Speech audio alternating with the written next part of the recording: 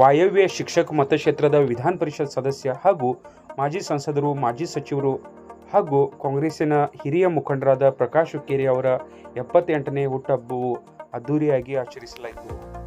ಚಿಕ್ಕೋಡಿ ತಾಲೂಕಿನ ಯಕ್ಷಂಬ ಪಟ್ಟಣದಲ್ಲಿ ವಿವಿಧ ಕ್ಷೇತ್ರದ ಗಣ್ಯರು, ಸಂಘ ಸಂಸ್ಥೆಗಳ ಪ್ರಮುಖರು, ಅಧಿಕಾರಿಗಳು, ರಾಜಕೀಯ ವ್ಯಕ್ತಿಗಳು ಹಾಗೂ ಕಾರ್ಯಕರ್ತರಿಂದ ಪ್ರಕಾಶ್ ಹುಕ್ಕೇರಿ ಅವರಿಗೆ ಹುಟ್ಟುಹಬ್ಬದ ಶುಭಾಶಯಗಳು ಕೋರಿದರು. ಹುಟ್ಟುಹಬ್ಬದ ಪ್ರಯುಕ್ತ ವಿಧಾನ ಪರಿಷತ್ ಸದಸ್ಯ ಪ್ರಕಾಶ್ ಹುಕ್ಕೇರಿ ಹಾಗೂ ಶಾಸಕ ಗಣೇಶ್ ಹುಕ್ಕೇರಿ ಅವರಿಂದ ಯಕ್ಷಂಬ ಪಟ್ಟಣ ಪಂಚಾಯಿತಿಯ ನೂತನ ಕಟ್ಟಡದ ಅಡಿಗಲು ಪೂಜೆ ನಡೆಯಿತು. ಅದೇ ರೀತಿ 500 ಜನರಿಗೆ ಸರ್ಕಾರದ ವಿಧವಾ, ವಿಕಲಾಂಗ, ವೃದ್ಧಾಪ್ಯ ಪಿಂಚಣಿಗಳ ಆದೇಶ ಪತ್ರ ನೀಡಲಾಯಿತು. ಅದೇ ರೀತಿ ವಿಕಲಾಂಗರಿಗೆ 3 ಗಾಲಿಗಳ ಸ್ಕೂಟರ್ ವಿತರಿಸಲಾಯಿತು. ಅದೇ ರೀತಿ ಕ್ಯಾನ್ಸರ್ದಿಂದ ಬಳಲುತ್ತಿರುವ ಚಿಕ್ಕೋಡಿ ನಗರದ ಸಮರ್ಥ ಸಾವಂತಿ ಎಂಬ ಬಾಲಕನ ಚಿಕಿತ್ಸೆಗಾಗಿ ಮುಖ್ಯಮಂತ್ರಿ ಪರಿಹಾರ ನಿಧಿಯಿಂದ ಮಂಜೂರಾದ 5 ಲಕ್ಷ ರೂಪಾಯಿಗಳ ಮಂಜೂರು ಪತ್ರವನ್ನು ಸಾವಂತ ಕುಟುಂಬಕ್ಕೆ ಶಾಸಕ ಹಾಗೂ MLC ಹುಕ್ಕೇರಿ ಅವರು ನೀಡಿದರು. ಜೊತೆಗೆ ತನ್ನ ಅನ್ನಪೂರ್ಣೇಶ್ವರಿ ಫೌಂಡೇಶನ್ ವತಿಯಿಂದ 2 ಲಕ್ಷ ರೂಪಾಯಿಗಳು ಚಿಕಿತ್ಸೆಗಾಗಿ ನೀಡಲಾಗುವುದು ಎಂದು ಶಾಸಕ ಗಣೇಶ್ ಹುಕ್ಕೇರಿ ಅವರು ಘೋಷಿಸಿದರು. ಆ ಸಂದರ್ಭದಲ್ಲಿ MLC ಪ್ರಕಾಶ್ ಹುಕ್ಕೇರಿ ಮಾತನಾಡಿ, ಕಳೆದ 40 ವರ್ಷಗಳಿಂದ ಯಾವುದೇ ಜಾತಿ ಪಂಥ ನೋಡದೆ ಹಗಲಿರುಳು ಮತಕ್ಷೇತ್ರದ ಜನರ ಅಭಿವೃದ್ಧಿಗಾಗಿ ಪ್ರಾಮಾಣಿಕವಾಗಿ ಶ್ರಮಿಸುತ್ತಿದ್ದೇವೆ. ಅಧಿಕಾರ ಶಾಶ್ವತ ಅಲ್ಲ, ಆದರೆ ಅಧಿಕಾರದಲ್ಲಿ ಇರುವಾಗ ಜನಪರ ಕಾರ್ಯ ಮಾಡಬೇಕು. ಮತಕ್ಷೇತ್ರದ ಅಭಿವೃದ್ಧಿ ಕಾಮಗಾರಿಗಳಿಗಾಗಿ 319 ಕೋಟಿ ರೂಪಾಯಿಗಳ ಅನುದಾನ ಮಂಜೂರು ಮಾಡಲಾಗಿದ್ದು, ತಕ್ಷಣ ಕಾಮಗಾರಿಗಳನ್ನು ಪ್ರಾರಂಭ ಮಾಡಲಾಗುವುದು. ಗ್ರಾಮಗಳಲ್ಲಿ ಎಲ್ಲರೂ ಒಗ್ಗೂಡಿ ಅಭಿವೃದ್ಧಿಗಾಗಿ ಶ್ರಮಿಸೋಣ ಎಂದು ಹೇಳಿದರು. ಶಾಸಕ ಗಣೇಶ್ ಹುಕ್ಕೇರಿ ಮಾತನಾಡಿ, ಮತಕ್ಷೇತ್ರದ ಜನರು ಒಂದು ಕುಟುಂಬದ ತರಹ ನಮಗೆ ಬೆಂಬಲ ನೀಡಿದ್ದಾರೆ. ಪ್ರಕಾಶ್ ಹುಕ್ಕೇರಿ ಅವರು ವ್ಯಕ್ತಿ ಅಲ್ಲ, ಅವರು ಶಕ್ತಿಯಾಗಿದ್ದಾರೆ. ಬರುವ ಬಜೆಟ್ನಲ್ಲಿ ಚಿಕ್ಕೋಡಿಗೆ ಕ್ಯಾನ್ಸರ್ ಆಸ್ಪತ್ರೆ ಮಂಜೂರು ಮುಖ್ಯಮಂತ್ರಿ ಅವರು ಮಾಡುತ್ತಾರೆ. ಅದೇ ರೀತಿ ಪ್ರಕಾಶ್ ಹುಕ್ಕೇರಿ ಅವರ ನೇತೃತ್ವದಲ್ಲಿ ಚಿಕ್ಕೋಡಿ ಜಿಲ್ಲೆ ಮುಂದಿನ ದಿನಮಾನಗಳಲ್ಲಿ ಮಾಡಲಾಗುವುದು. ಅದೇ ರೀತಿ ಇದೇ ತರಹ ನಮ್ಮ ಕುಟುಂಬದ ಮೇಲೆ ಪ್ರೀತಿ, ವಿಶ್ವಾಸ ಇರಲಿ ಎಂದು ಹೇಳಿದರು. ಈ ಸಂದರ್ಭದಲ್ಲಿ ಸದಲ್ಗಾ ಬ್ಲಾಕ್ ಕಾಂಗ್ರೆಸ್ ಅಧ್ಯಕ್ಷ ಅನಿಲ್ ಪಾಟೀಲ್, ಮುಖಂಡರಾದ ರವಿ ಮಿರ್ಜೆ ಮಾತನಾಡಿದರು. ಈ ಕಾರ್ಯಕ್ರಮದಲ್ಲಿ ಚಿಕ್ಕೋಡಿ ಬ್ಲಾಕ್ ಕಾಂಗ್ರೆಸ್ ಅಧ್ಯಕ್ಷ ಸತೀಶ್ ಕುಲಕರ್ಣಿ, ಪ್ರದೀಪ್ ಜಾಧವ್, ಯಕ್ಷಂಬ ಪಟ್ಟಣ ಪಂಚಾಯಿತಿಯ ಅಧ್ಯಕ್ಷ ಪೋಪಟ್ ಸಪ್ಸಾಗ್ರೆ, ಅನಿಲ್ ಮಾನೆ, ಸುರೇಶ್ ಕೋತ್, ವಿನೋದ್ ಕಾಗೆ, ತಾಲೂಕಾ ಗ್ಯಾರಂಟಿ ಅನುಷ್ಠಾನ ಸಮಿತಿಯ ಅಧ್ಯಕ್ಷ ರಮೇಶ್ ಪಾಟೀಲ್, ಸಚಿನ್ ಪವಾರ್, ಜನವಾಡದ ರಾಮಚಂದ್ರ ಚೌಗುಲೆ, ರಾಮಾಮನೆ, HS ನಸ್ಲಾಪುರೆ, ಇಮ್ರಾನ್ ಜಮಾದಾರ್, ನಿಜಾಮ್ ಪಟೇಲ್, ಅಮೀರ್ ದಾದಾ Patel, DYSP Gopalakrishna Goudar, AC Subhash Sampagavi, tahsildar Chidambar Kulkarni, BR Kumbar, Datta Kamble, SN Belagavi, ಬಸ್ತವಾಡೆ, GM Kamble ಸೇರಿದಂತೆ ವಿವಿಧ ಕ್ಷೇತ್ರದ ಪ್ರಮುಖರು, ಅಧಿಕಾರಿಗಳು, ರಾಜಕೀಯ ವ್ಯಕ್ತಿಗಳು, ಕಾರ್ಯಕರ್ತರು ಹಾಗೂ ಹುಕ್ಕೇರಿ ಅಭಿಮಾನಿಗಳು ಉಪಸ್ಥಿತರಿದ್ದರು. ನಾನು ಮೊದಲನೇದಾಗಿ ಹುಕ್ಕೇರಿ ಕುಟುಂಬದ ಪರವಾಗಿ ಎಲ್ಲರಿಗೂ, ಅಣ್ಣತಮ್ಮಂದಿರಿಗೂ, ಅಕ್ಕ ತಂಗಿಯರಿಗೂ ಹೆಚ್ಚಿನ ಆರೋಗ್ಯ, ಆಯುಷ್ಯ ಕೊಡಲೆಂದು ಹುಕ್ಕೇರಿ ಪರವಾಗಿ ನಾನು ಕಳಕಳಿಯಿಂದ ನಿಮ್ಮಲ್ಲಿ ವಿನಂತಿ ಮಾಡ್ಕೋತೇನೆ.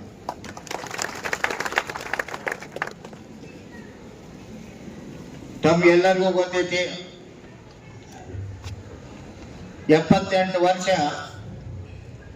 ಅವಿರತ ನಾ ಆಗಲಿ, ಗಣೇಶ್ ಹುಕ್ಕೇರಿ ಅವರಾಗಲಿ ಈ ಚಿಕ್ಕೋಡಿ ಕ್ಷೇತ್ರ ಅಭಿವೃದ್ಧಿ ಹೊಂದಬೇಕಂತ ಸುಮಾರು ರಾತ್ರಿ ಆಗಲಿ ನಾವು ಹೋರಾಟ ಮಾಡ್ತಾ ಇದ್ದೀವಿ. ಆ ಹೋರಾಟದ ಫಲವಾಗಿ ಈ ಭಾಗದ ಬೆಳಗಾವಿ ಜಿಲ್ಲೆ ಇರ್ಬೋದು, ಬಿಜಾಪುರ ಜಿಲ್ಲೆ ಇರ್ಬೋದು, ಬಾಗಲಕೋಟೆ ಜಿಲ್ಲೆ ಇರ್ಬೋದು, ಎಲ್ಲರೂ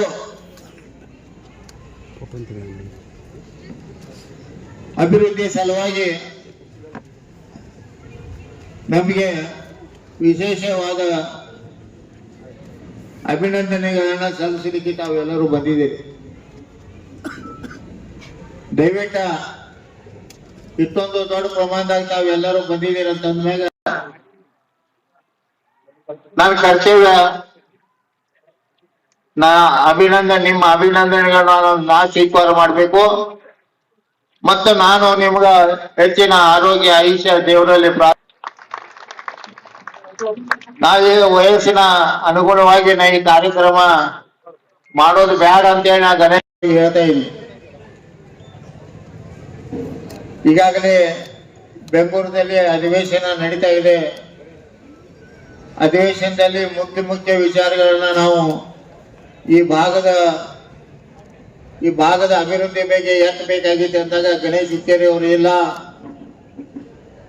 ನೀವು ಈ 78ನೇ ಜನ್ಮ ದಿನಾಚರಣೆಯನ್ನ ಆಚರಣೆ ಮಾಡ್ಕೊಂಡು ಹೋಗ್ಬೇಕಂತೇಳಿ ವಿನಂತಿ ಮಾಡ್ಕೊಂಡಾಗ ನಾನು ಅವನ ಮಾತಿಗೆ ಮನ್ನಣೆ ಕೊಟ್ಟು ಮತ್ತು ಸಾಕಷ್ಟು ಜನ ಬಂದು ನಮ್ಮ ಆಪ್ತ ಸಹಾಯಕರು ಎಲ್ಲರೂ ಬಂದು ಹೇಳಿದ್ರಿ, ಇಲ್ಲ ಇದೊಂದು ಅವಕಾಶ ತಪ್ಪಿಸ್ಬೇಡ್ರಿ ಅಂತೇಳಿ ಹೇಳಿದಾಗ ಇವತ್ತಿನ ಈ ವೇದಿಕೆ ಮೇಲಿಂದ ನಿಮಗೆ ಮಾತಾಡ್ತಾ ಇದ್ದೇನೆ. ತಾವೆಲ್ಲರೂ ಇವತ್ತ ಪೇಪರ್ದಾಗ ನೋಡಿರ್ಬೋದು, ಸುಮಾರು ಕಳೆದ 2 ವರ್ಷದಲ್ಲಿ 22-23ನೇ ಸಾಲಿನಲ್ಲಿ ಸುಮಾರು 309 ಕೋಟಿ ರೂಪಾಯಿಯನ್ನ ಕರ್ನಾಟಕ ರಾಜ್ಯದ ಸನ್ಮಾನ್ಯ ಮುಖ್ಯಮಂತ್ರಿಗಳ ಕಡೆಯಿಂದ, ಉಪಮುಖ್ಯಮಂತ್ರಿಗಳ ಕಡೆಯಿಂದ, ಜಿಲ್ಲಾ ಉಸ್ತುವಾರಿ ಸಚಿವರ ಕಡೆಯಿಂದ ಅನುದಾನ ತಂದ ಇವತ್ತ ನಿಮ್ಮೆಲ್ಲರ ಗಮನಕ್ಕೆ ನಾವು ತರ್ತಾ ಇದ್ದೇವೆ. ಆದ್ರೆ ಒಂದು ಮಾತು ಏನಾಯ್ತಂದ್ರೆ, ಬೇಗನೆ ನಾವು ಕೆಲಸ ಮಾಡ್ಬೇಕಂದ್ರ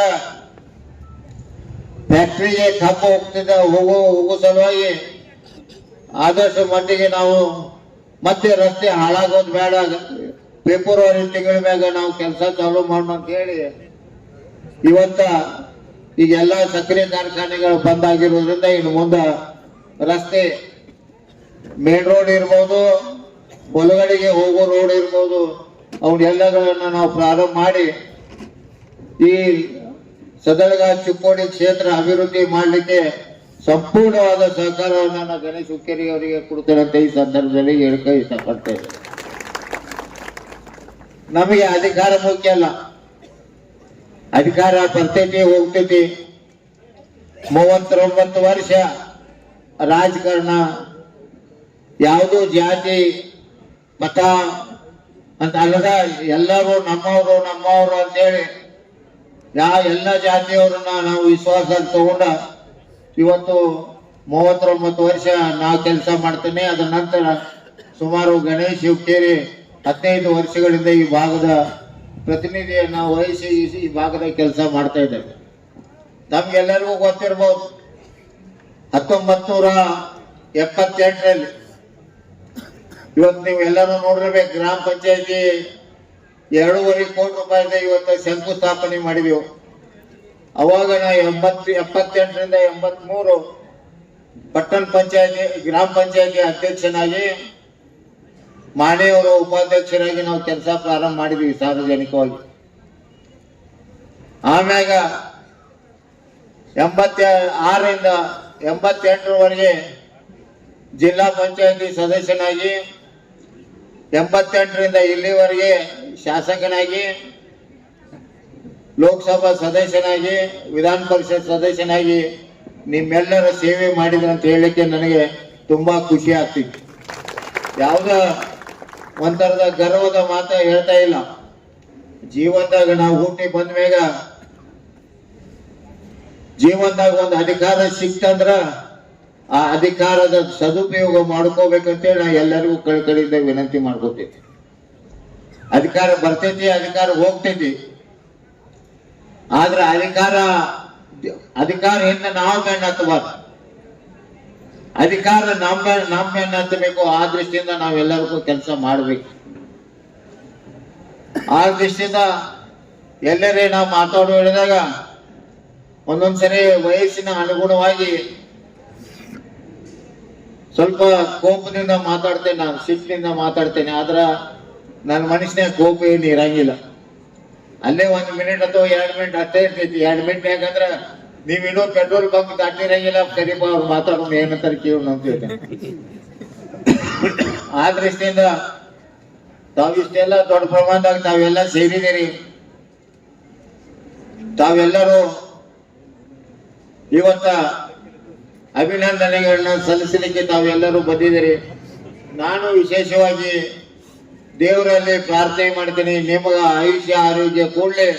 ಅದ್ರ ಜೊತೆಯಾಗಿ ಇನ್ನೂ ಹೆಚ್ಚಿನ ತಮ್ಮ ಗ್ರಾಮದಲ್ಲಿ ಕೆಲಸ ಮಾಡಿ ಒಂದು ಗ್ರಾಮ ಮಟ್ಟದಲ್ಲಿ ಗ್ರಾಮ ಪಂಚಾಯತಿ ಅಧ್ಯಕ್ಷ ಇರ್ಬೋದು, ತಾಲೂಕಾ ಸಮಿತಿ ಸದಸ್ಯರಿರ್ಬೋದು, ಎಲ್ಲರೂ ಒಕ್ಕಟ್ಟಿನಿಂದ ಕೆಲಸ ಮಾಡಿ ಅಭಿವೃದ್ಧಿಗೋಸ್ಕರ ಪ್ರಯತ್ನ ಮಾಡ್ಬೇಕಂತ ತಿಳ್ಕೊಂಡು ಇವತ್ತು ಇಷ್ಟೊಂದು ದೊಡ್ಡ ಪ್ರಮಾಣದಾಗ ತಾವೆಲ್ಲರೂ ಬಂದಿದ್ದೀರಿ.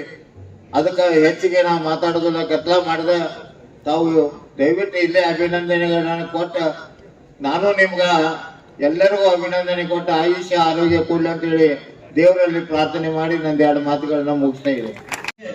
ನಮ್ಮ ಮಂತಾನಾಗ್ಲಿ ಹುಕ್ಕೇರಿ ಕುಟುಂಬದ ಅಭಿಮಾನಿಗಳೇ, ಇವತ್ತ ಬೆಳಿಗ್ಗೆದಿಂದ ಎಕ್ಸಂಬಾದಲ್ಲಿ ಸುಮಾರು 2.5 ಕೋಟಿ ರೂಪಾಯಿದ ಇವತ್ತ ಅಡಗಲ್ ಸಮಾರಂಭ ಮಾಡಿದ್ದು.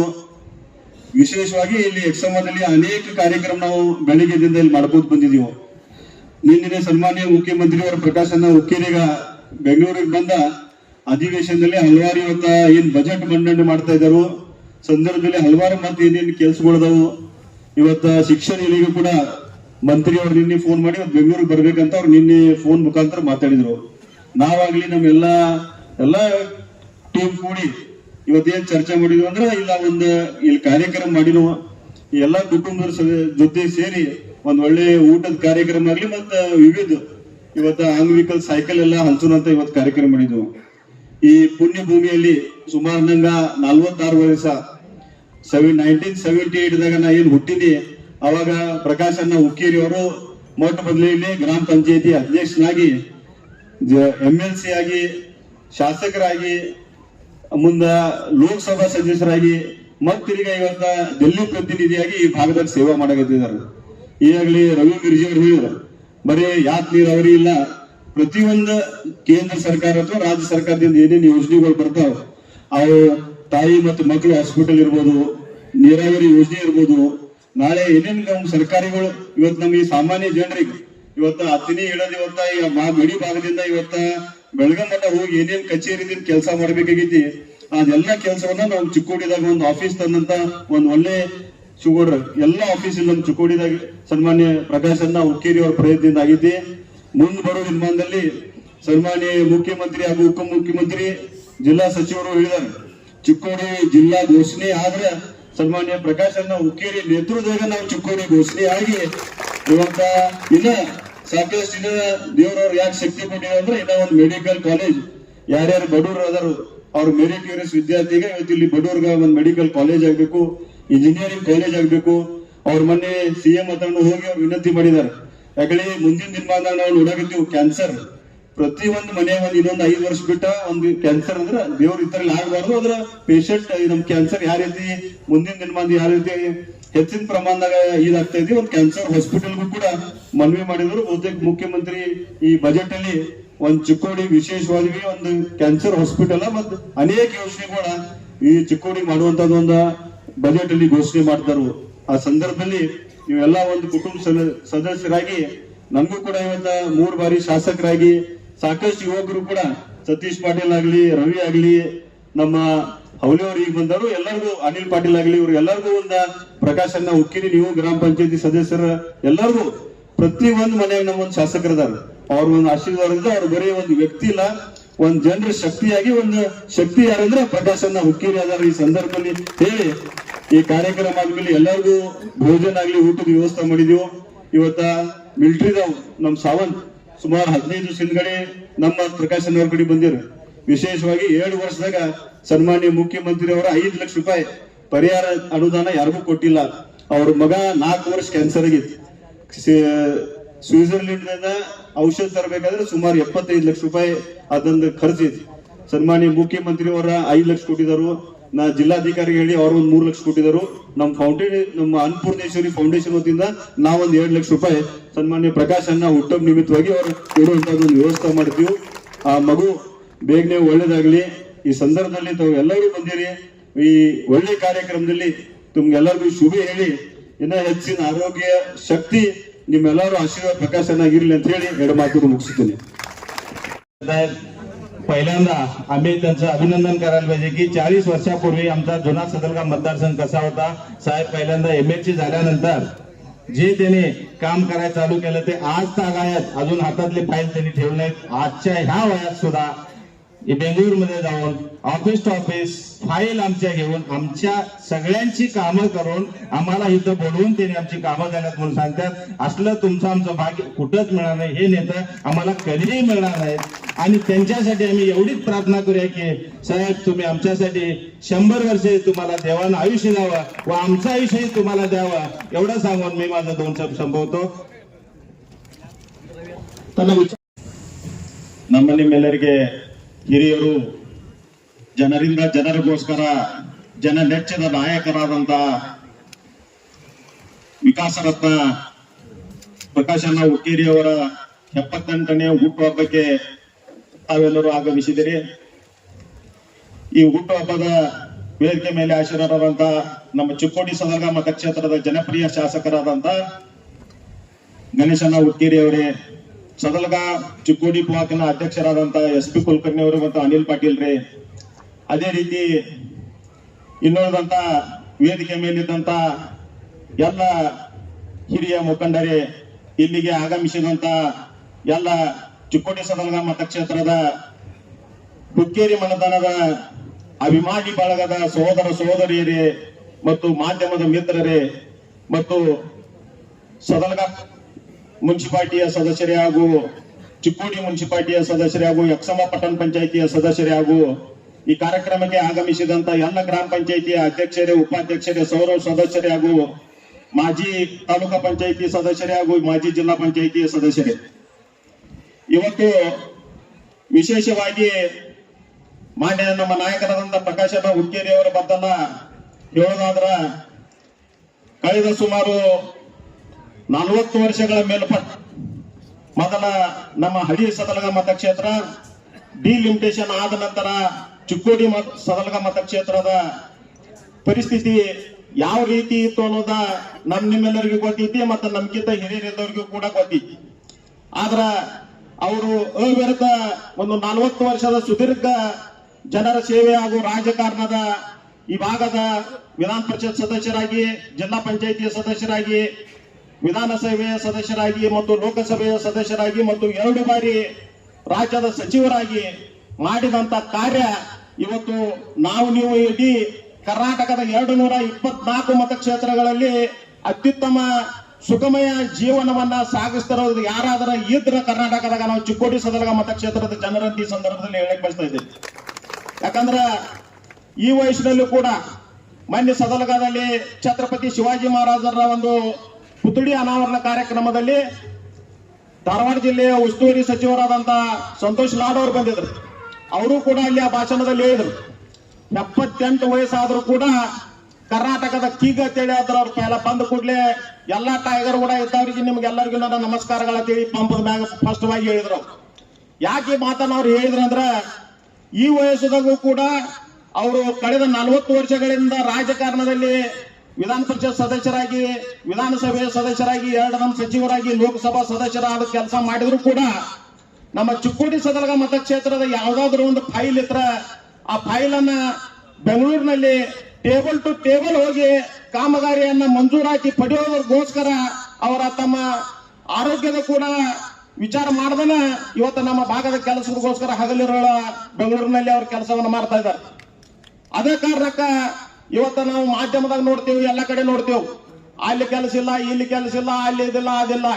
ಆದ್ರ ಇಲ್ಲಿ ನಮ್ಮ ಚಿಕ್ಕೋಡಿ ಸದಲಗ ಮತಕ್ಷೇತ್ರದಾಗ ಅಭಿವೃದ್ಧಿ ಕೆಲಸಕ್ಕ ಎಲ್ಲಿಯೂ ಕೊರತೆ ಇಲ್ಲ ಅನ್ನೋದ ಇವತ್ತು ತಮಗೆಲ್ಲ ನಿದರ್ಶನ. ಅಂದ್ರ ನಮ್ಮ ಊರಲ್ಲಿ ಆಗ್ತಕ್ಕಂಥ ಕಾಮಗಾರಿಗಳನ್ನ ನೋಡಿದ್ರ ನಮ್ಮ ನಾಯಕರಾದಂತ ಪ್ರಕಾಶಣ್ಣ ಹುಕ್ಕೇರಿ ಮತ್ತು ಗಣೇಶಣ್ಣ ಹುಕ್ಕೇರಿ ಅವರು ಯಾವ ರೀತಿ ಕೆಲಸ ಮಾಡಕದಾರು, ಯಾವ ರೀತಿ ನಮ್ಮ ಚಿಕ್ಕೋಡಿ ಸದಲಗ ಮತಕ್ಷೇತ್ರವನ್ನ ಅಭಿವೃದ್ಧಿ ಮಾಡಕದಾರ ಅನ್ನೋದ ನಿಮಗೆ ಮನಗಂಡಂತ ವಿಷಯ. ಈಗ ರೈತರ ವಿಷಯದಲ್ಲಿ ಬಂದಾಗ ಅನ್ನಪೂರ್ಣೇಶ್ವರಿ ಯಾತ್ ನೀರಾವರಿ ಕಲ್ಲೋಳದಿಂದ ಕಿನಾಲ್ ಚಾನಲ್ ನಂಬರ್ 58ರಿಂದ 88ರವರೆಗೆ ರೈತರಿಗೆ ನೀರು ಮುಟ್ಟಲಾಗಿತ್ತು. ಆ ನೀರನ್ನ ಪ್ರಾಮಾಣಿಕವಾಗಿ 150 ಕೋಟಿ ಯೋಜನೆಯನ್ನ ಮಾಡೋದ್ರ ಮುಖಾಂತರ ಕಳೆದ ಒಂದು 2 ವರ್ಷದಿಂದ ಇವತ್ತು ಬಸ್ನಾಳಗಡ್ಡೆದಿಂದ ಚಿಕ್ಕಲವರೆಗೆ ಟೇಲೆಂಡದವರೆಗೆ ನೀರನ್ನ ಕೊಟ್ಟ ರೈತರ ಬಾಳನ್ನ ಹಸನಾಗಿ ಯಾರಾದರೂ ಪ್ರಾಮಾಣಿಕವಾಗಿ ಪ್ರಯತ್ನ ಮಾಡಿದ್ರೆ ಅದು ಮಾನ್ಯ ನಮ್ಮ ನಾಯಕರಾದಂತಹ ಪ್ರಕಾಶಣ್ಣ ಹುಕ್ಕೇರಿ ಮತ್ತು ಗಣೇಶಣ್ಣ ಹುಕ್ಕೇರಿ ಈ ಸಂದರ್ಭದಲ್ಲಿ ಹೇಳಬಯಸ್ತಾ ಇದ್ದೇನೆ. ಯಾಕಂದ್ರೆ ಆ ಯೋಜನೆಯಿಂದ ಸರಿಸುಮಾರ 40,000 ಎಕರೆ ರೈತರ ಇವತ್ತು ನೀರಾವರಿಯಾಗಿ ಅದಲ್ಲದನ ಬಹುದಿನಗಳಿಂದ ನೆನೆಗುದಿಗೆ ಬಿದ್ದಿತ್ತು. ಬಹುದಿನಗಳಿಂದ ಬೇಡಿಕೆಯಾದಂತಹ ಮಹಾಲಕ್ಷ್ಮಿ ಆತ್ ನೀರಾವರಿ ಕೂಡ 550 ಕೋಟಿ ರೂಪಾಯಿಗಳ ಯೋಜನೆಯನ್ನ ಇವತ್ತ ಮಾನ್ಯ ನಮ್ಮ ನಾಯಕರಾದಂತ ಪ್ರಕಾಶ್ ಹುಕ್ಕೇರಿ ಮತ್ತು ಗಣೇಶ ಹುಕ್ಕೇರಿ ಅವರು ಈ ಸರ್ಕಾರದಲ್ಲಿ ಮಂಜೂರಾತಿಯನ್ನು ಪಡೆದ ಈಗಾಗಲೇ ಕಾಮಗಾರಿಯನ್ನ ಪ್ರಾರಂಭಿಸಿದ್ದಾರೆ. ಹೇಗೆ ತಾತ್ಪರ್ಯ, ಈ ಭಾಗದಾಗ ನೀರಾವರಿ ಇರಬಹುದು, ಮೂಲಭೂತ ಸೌಕರ್ಯ ಇರಬಹುದು, ಆರೋಗ್ಯ